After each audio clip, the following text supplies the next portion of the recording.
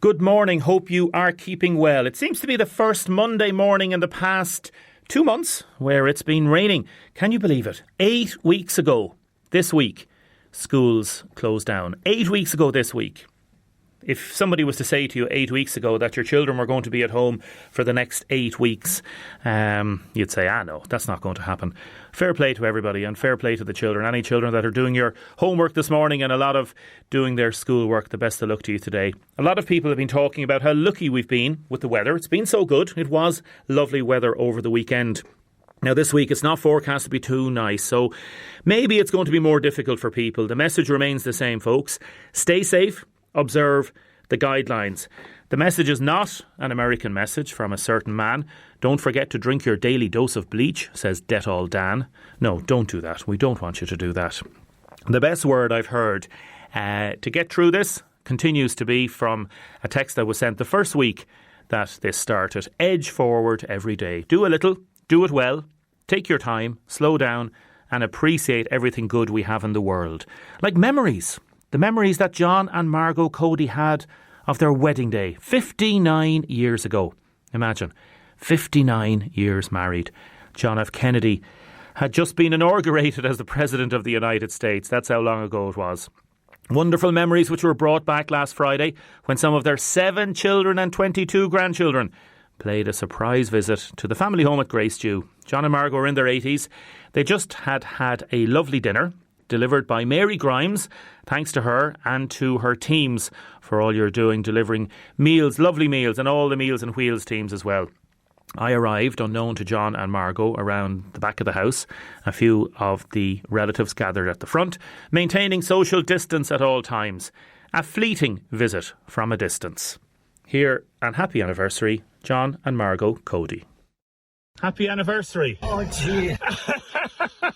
Happy anniversary, Margot. Thank you very much. Amy and Tiernan from WLR. How are you? Oh, my God. I won't shake hands with you. I'll maintain the social distance. You're wondering what's going on.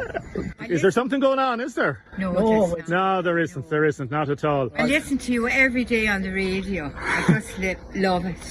Listening to you. Thank you very much. Yeah. It's a shame nobody else can be here. I said I'd come up specially to you because none of the other grandchildren can be here. No. Will you just come round this way and show me the house? Bring around the flowers. Come round this way and show me the front. I want to see the front of the house. Right. Come on round this way and we'll have a look. 59 years married today.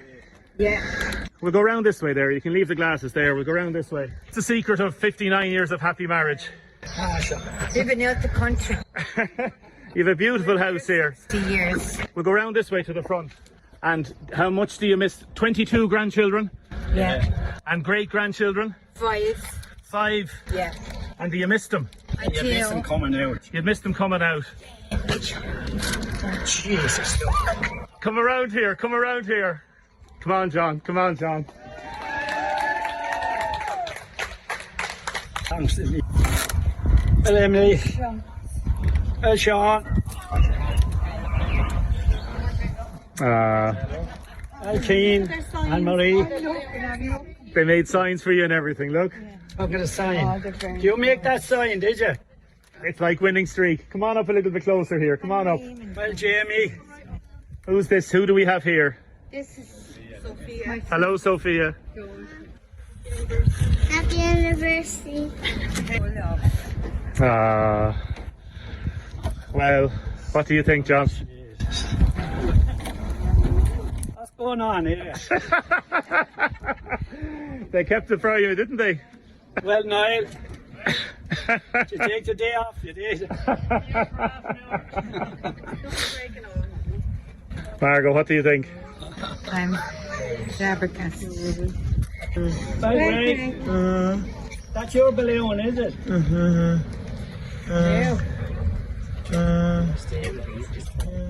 You're speechless, John. You see. Margot, what do you think about it all? Oh, I just don't know what to say. I'm the first in my family to be married for. There was 9 of us, but none of them reached this 60th anniversary. Over this way a little bit there. John's sister-in-law was 90. Coadys from Green Street. And So who do you see there now you haven't seen for so long, huh? yes, I haven't seen him for me. My brother down there. What's the brother's name? Well, Josie. Well, Adam. They made a great effort, didn't they? They did. Josie, tell me Well, JP. Tell me about her. She's my mother. That's my mother's mother. She's a mother to me. Everything. Well, Alex. You have another JP. brother. Ocean. Yeah, I have a brother in Jamie. Killure, and I have a brother who's not too good with Alzheimer's. She got surprised. She deserves everything she gets. Yeah. Just as well I changed, huh? John, come up to us. John, come up to us here. He's actually been cutting the grass. Well, what do you think? What do you think? Oh, gee. What have you got to say to them now? You can give out to them now. It's a long time since we were all here together. I think the last time, who got married last? John, it's lucky you got dressed up. You changed the clothes after cutting the grass, did you? No, my grandson does that. Look at him. Where is he? Did you get a land? Jeez. I thought you only wanted to see the front of the house. They kept it all a secret, didn't they? And look at the signs they made up and everything. But, How are you managing not seeing them every day and every week? well, we see the girls, they I know, come but- out. But we don't, they stand outside the door. How are you managing? Is it tough? Tough. We miss all the lads, Miss you know. going into the supermarket. They won't know me when I go in there. And I miss us going into the old ground. Why didn't you bring down Martin? Because we have the walkway there, you know. Yeah. The Big green Jamie. yeah. Big Jamie. And the two girls. They're the great-grandchildren, aren't they? They're great-grandchildren. Yeah. Who's the man in the DHL over there?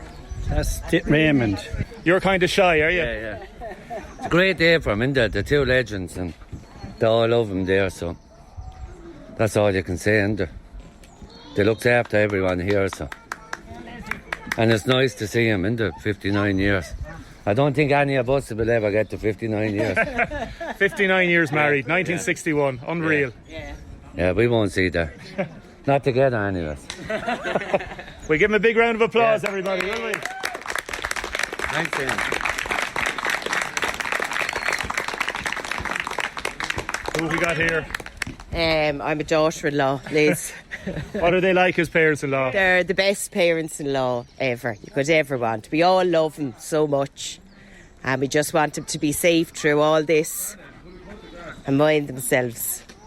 All the kids are missing them and they can't give them their hugs. Every Saturday we'd all be out here and they're all missing it now, so once they're safe at the end of it all, that's all we want.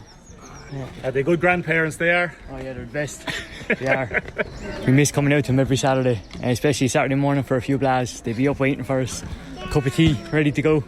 What did they like in the blah, or what did they put in the blahs? Oh, a bit of luncheon. Red Lady. Red Lady, Leanne. They're the best parents, grandparents, great-grandparents. Every single one of us, don't we all? Love them to the moon and back. It means everything to see everyone here today, Farm. We just wanted to mark the day somehow, because it's hard. We miss Mother's Day and we've missed loads of birthdays in the family, so now this can be a one for all. We all got to see each other and they're the most important of us all. The head of the Coadys.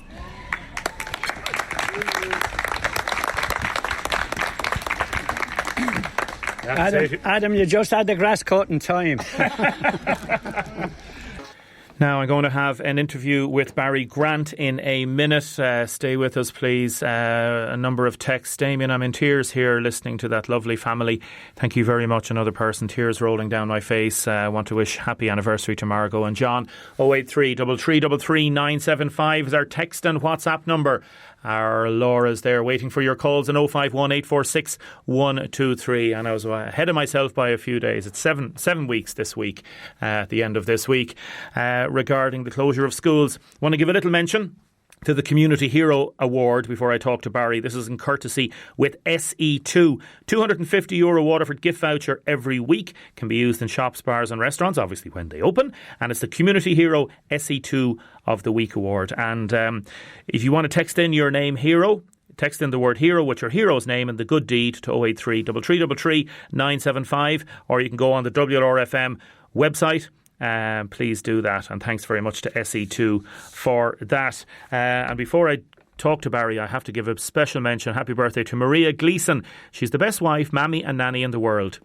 We're going to celebrate the best we can in these weird times. It's a milestone birthday. She serves the best day. Lots of love from her husband John, all her family, Martina, Carol, Dee, Catherine, Patrick, Dwayne, Nick, and especially her grandchildren, Adam, Chloe, Emma and Amber. Her daughter Dee sends all her love all the way from Australia. We miss her loads. We love her to the moon and back. Happy birthday to Maria. And for everybody here in WLR, here. Barry, good morning. Morning, Damien. How are you getting on? Yeah, good. Thanks for the circumstances there. How are you? I'm okay, thanks. Yeah, I'm okay. It's I'm very lucky in the sense that I can get out and come into work, and we're part of the essential services, as you know, and the fact that we've kept the COVID out of the broadcasting centre here in Ardkeen has been great, because it has allowed us to get out and come to work, because there's that psychological thing of getting out and about and going to work if needs be, and just some people are finding it so difficult. We're going to talk about the gambling in a second, but just in general, I suppose you know from people and the stress people are under, how they're finding it difficult, don't you? Yeah, well, definitely with the online gambling. I mean, this is kind of a pressure cooker at the moment. It's the combination of risk factors that everybody is experiencing at the moment, between the isolation, low mood, maybe being working from home from the first time, that kind of change in circumstances. Could be a change in your financial situation. People could be laid off from work. Like, a lot of these things will be triggers to gamble, as well as boredom, which a lot of people are experiencing at the moment. So yeah, we have serious concerns about that. And some of the people that we're working with are finding it very difficult, unfortunately. Others, I mean, we're continuing with our counselling service by phone and Zoom and Skype calls at the moment. And a lot of people were already going through the process of the counselling service, and who would have normally bet in bookie shops or physical casinos, are actually in a great place at the moment, because there's no temptation there. You know, there's no bookie shops open, there's no casinos open. Obviously, there's limited places that anyone can go to at the moment anyway. So it's kind of a mixed bag there. You know, for some people, this is kind of a blessing in disguise in some ways, and they're taking the positives out of it. For other people, it's putting them under even more intense pressure. You're with Problem Gambling Ireland, and you're living out in Tramore, aren't you? I know you've got your office in the city here. Yeah. Let's just take that mixed bag and let's just talk about the different cohorts of people. So you'd have somebody that might want to go down, may invariably be a man, but a man or a woman wants to go down to the bookies, or goes to the bookies maybe once a week. Has a maximum of €10 he or she is going to spend in a week, goes down for the social thing, goes down and has a little chat with the friends, meets up, puts a little accumulator on, whatever the case may be, and has been doing that for years and has never had a problem with gambling. They're one cohort that's now taken away from them as well. That social thing is taken away, isn't it? Yeah, absolutely, and that would be a concern. I mean, there would be quite a lot of, let's say, older men who would see the bookie shop as a kind of a social outlet, and they would bet well within their means, small bets, and they go in for the social bit, and if they're into horse racing, they watch the racing, or meet up with friends, have a chat, and get out of the house. A cup of coffee, yeah. And that, yeah, exactly, and that's kind of taken away from them, and that will be a concern as well. You know, from a mental health perspective, that there might be, people, it's most, I suppose you made the point there, it is mostly men that we work with, but we do work with a lot of women who would go to, some of the places in Waterford City or Tramore and play the slot machines. There would be a social aspect to that as well. That's being taken away from people. The bingo hall is being taken away from people. So, I mean, there are lots of people who gamble in different ways, who don't have a problem with it. It's purely recreational, and that kind of social aspect is being taken out of their lives. And, of course, that's going to have a knock-on effect on people's mental health and their general well-being, yeah. Yeah, because there are as you say, bingo, there's people that just go to bingo. They might only go once a week. It could be in a little village like Passage. It could be in Kilmeaden. Could be any place. And that's a little social outlet for them to meet other women and men, maybe 12, 15, 20 people. That's all gone. And then you have the bigger bingo halls and people might go 2 or 3 times a week. So that's that group of people. Then we have the people that are, I suppose you'd be more concerned about, the gamblers, those that are addicted to gambling. Do you think there's more gambling happening now in this current situation? The problem there is I'd only be guessing. We don't know, we don't have any data. Now, all of the online gambling companies could tell us with the flick of a switch very quickly if they're seeing an increase. Now, in other countries, we've seen, I think, Poker Stars, was part of the Stars group that Paddy Power Betfair in the process of merging with. They've seen, I think, a 20 plus % increase in new accounts in the last month. In Australia, in the first 2 weeks of their lockdown, they did a consumer spending big research piece, and they looked at, what have people stopped spending money on, what have they started spending more money on. The single biggest increase in consumer spending in Australia in the first 2 weeks of lockdown was on online gambling. It was a 67% increase, like ahead of everything else, ahead of alcohol, cigarettes, pizza deliveries, you name it.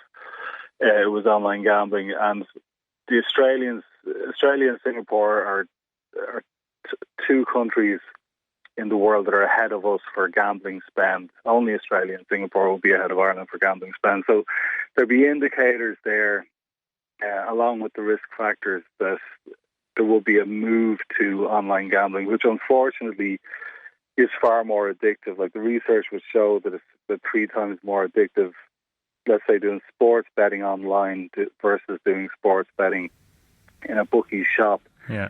And then, but now the problem is we've taken away all the sports. So all that's left is virtual sports, which is much more like casino gaming. It's every 2 minutes, it's high frequency, kind of high turnover of things to bet on. Or else there's just the pure casino stuff like blackjack, poker, roulette and slot machines, and they're the most addictive form of gambling. And somebody might go from, let's say, doing their football accumulator kind of at recreational levels of stuff and start doing things like slots, which is a big jump to go from say, football accumulator or betting on sports to something like slot machines, roulette. They're far, far, far more addictive. So, unfortunately, at the moment, we don't know. Like, our suspicion is that there's going to be a major fallout from this. When the dust settles and life has returned to normal, you'll have a lot of people who would have signed up for online gambling accounts who never would have had them before. You'll have people who are betting on virtual sports who never would have bet on virtual sports before. I mean, when they had the Grand National a couple of weeks ago in the UK, they did it as a virtual Grand National, and a lot of the campaigners there were concerned that this was basically a way for online gambling companies to recruit people, to get people to sign up for an online gambling account. So now they've got your email, you're getting marketing emails from them with offers of free bets, free spins in the casino and all this sort of stuff. So it must a lot more. It must disgust you, Barry, does it?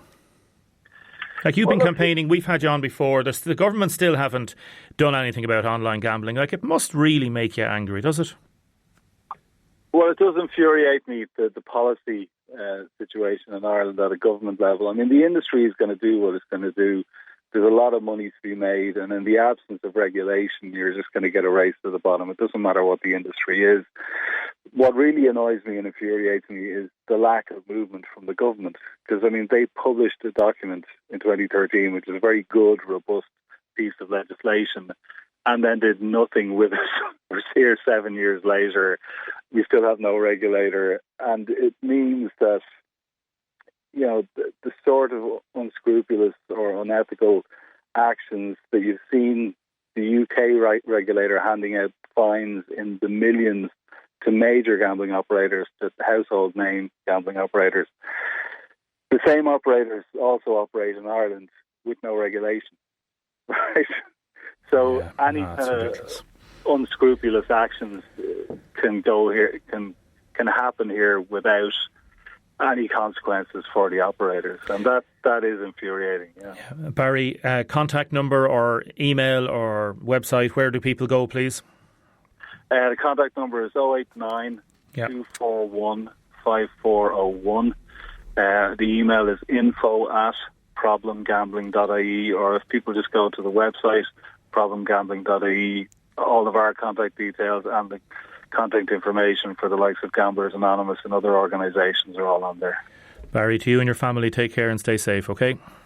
Thanks, Damien. Same to you. Take care. Thanks. Pleasure talking to you, Barry. Barry Grant there from Problem Gambling Ireland. As you heard, 089 2415 401, or just type in Problem Gambling Ireland into the website or into Google and you'll find it there. Damien, the government are raking it in with tax on online gambling. They don't care about online gambling in the country. Too much money to be made for it. It's disgraceful, says this texter. Can you please wish my daughter and son-in-law Leighton and Nicola Malone a happy 18th wedding anniversary from Dad and Mam Joe and Maria Flynn. Thank you. Damien, I can't understand. People are going to be able to come down from the north. My 80-year-old husband can't walk up the road to the shop. What do you think? Also, what about the soldiers in the Lebanon, stuck there and not knowing what's going to happen? Minister Paul Kehoe, good morning. Good morning, Damien. Thanks very much for joining us, Minister. How are you? How's the family? Very good, Damien. We're all coping okay, and like everybody else, staying as safe as possible in these very difficult and challenging times. And like you know, every family is finding it difficult, and the longer it goes on, the more difficult it is. But like from speaking on behalf of the government, I would say is look, this is for everybody's safety, for their health, and ask people to stay the course and to listen to the advice from the Chief Medical Officer, Tony Houlihan, and from the government. I know these are very difficult decisions that the government is making, but we're making them for a very good reason. Before we talk about the Lebanon, you can't give us any indication, a little clue about possibility of half lifting restrictions or anything that's going to happen later this week for next week? Well, Damien, one thing I will say is, for as long as the case numbers are going up and they're not going down, like you know, I don't believe there will be major lifting of restrictions. But I have a cabinet meeting tomorrow and a cabinet meeting on Friday to discuss that very matter for the Taoiseach, to be able to tell the country and tell the nation of exactly what the Chief Medical Officer's decision is of lifting the decision, the restrictions after the 5th of May. Yes. But if anybody looks at the number of deaths and if anybody looks at the number of confirmed cases on a daily basis, I think that tells a very telling message. And I think people should be looking very closely at those figures, because those figures are not going down substantially. And for any major change, we need those figures to be going down substantially. I got another text this morning from Mairead, the wife of a soldier. She lives in Lismore, and not a word again this morning about what's happening in terms of her husband coming home on the 12th of May. Possibly, but still no word. We discussed this last Friday, and we had Mairead on. We also had PD Fora on, and we were looking to see if there's going to be any developments over the weekend regarding the United Nations and the Irish government. Can you tell us, Minister, please, what is the very latest situation regarding the soldiers, 300 from the infantry battalion stuck in the Lebanon?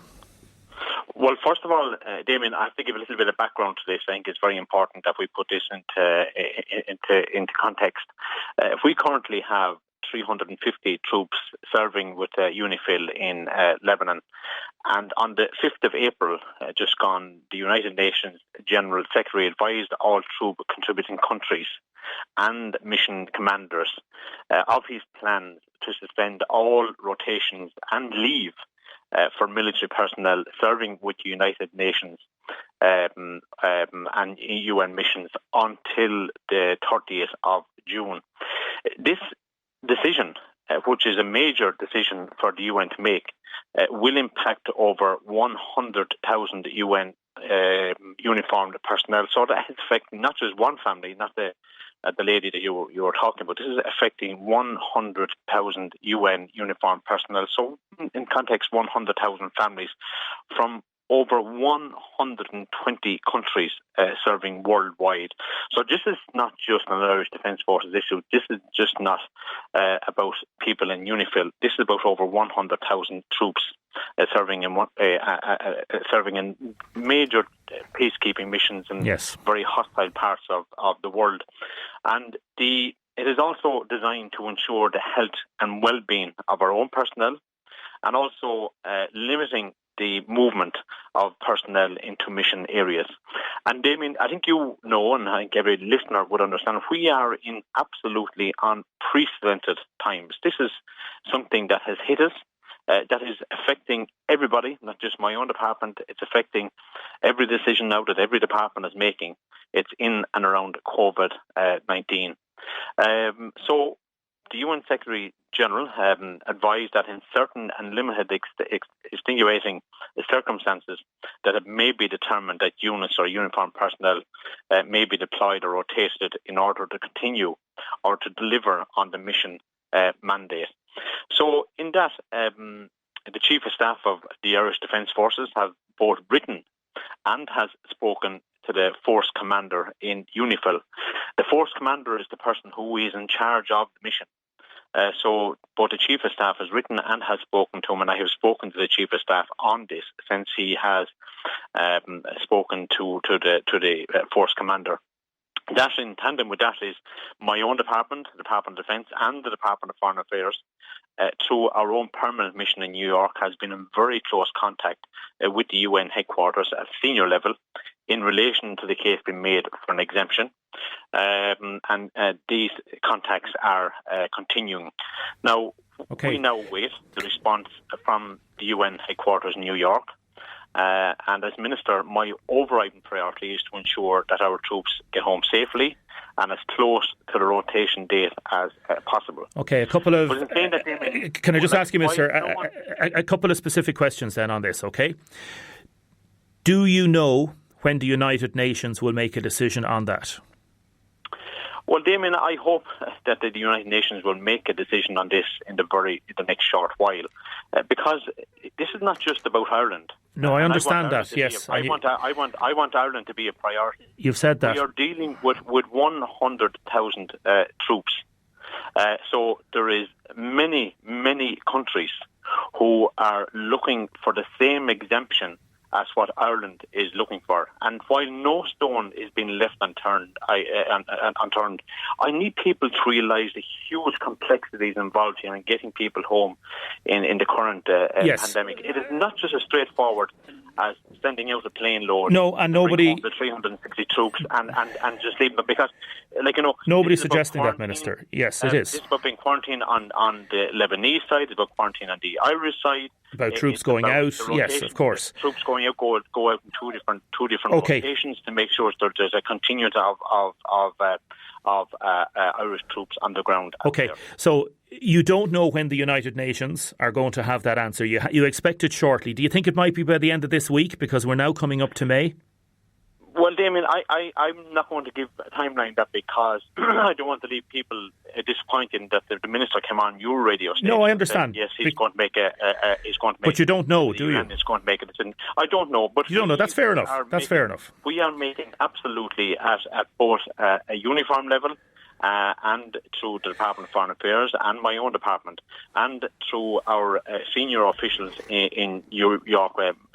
Our ambassador out there, Geraldine Byrne Nason, is talking to the UN officials in the UN headquarters in New York. So, do you expect that there will be a requirement on the Irish troops to stay longer than the May the 12th?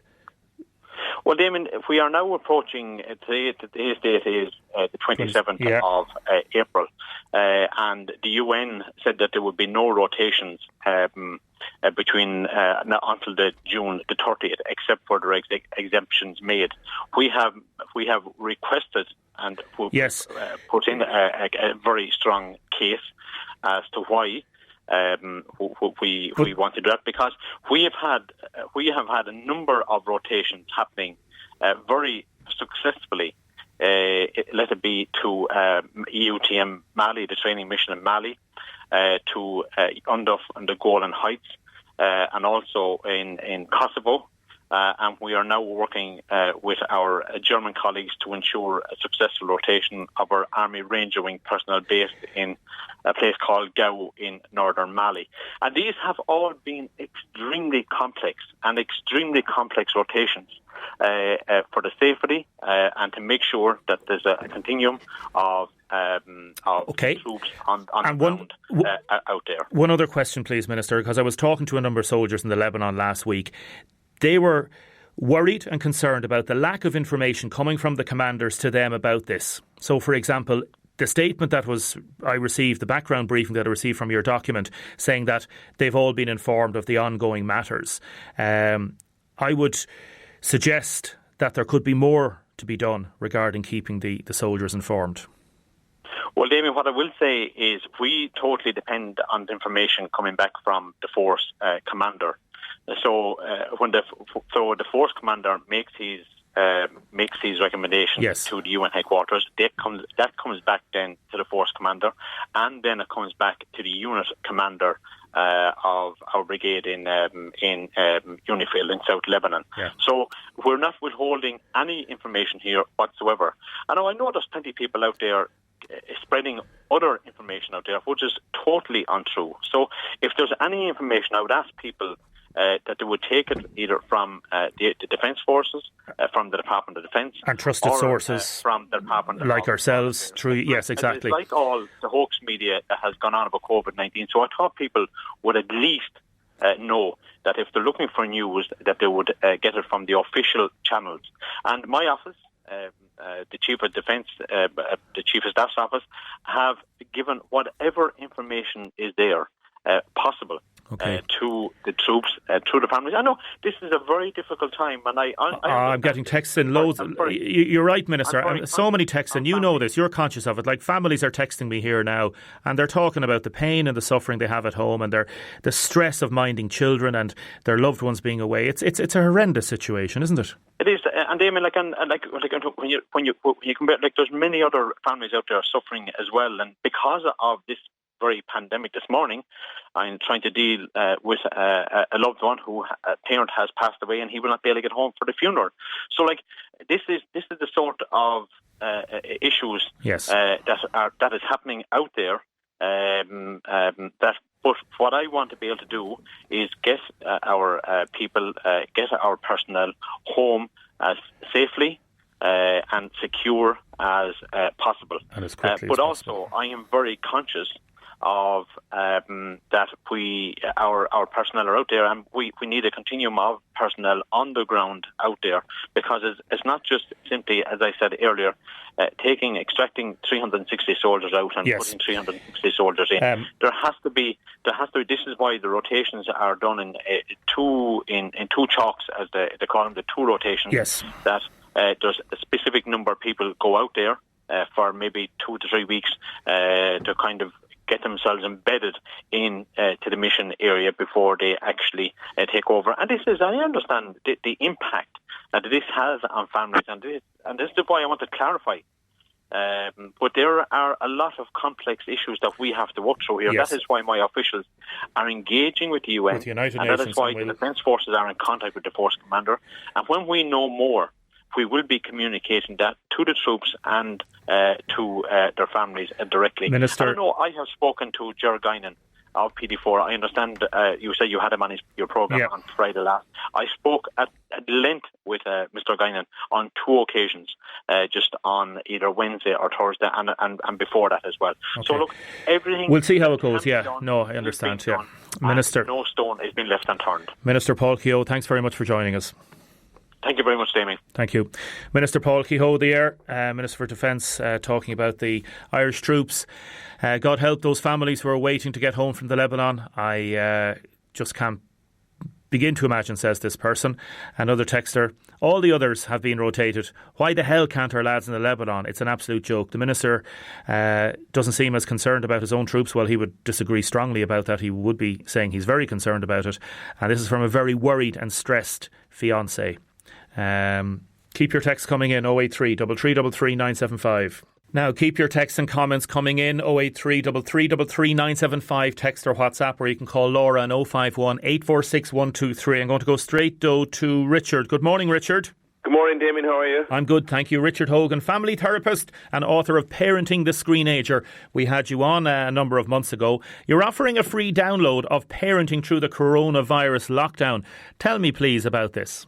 Thanks, Damien. Yeah, I just noticed myself, a lot of parents contacting me around the same. I noticed a commonality amongst parents, and that was about how to motivate the students at home, how to manage their marriage, how to manage the relationships now that they're in such close proximity, and is it possible to be in harmony? So I kind of sat down and thought, okay, I think families need a bit of help with this. So myself and the publishing company came up with an idea of writing a free download that you can access through Orphan Press, and will outline a lot of the issues that are coming up currently for families living in lockdown.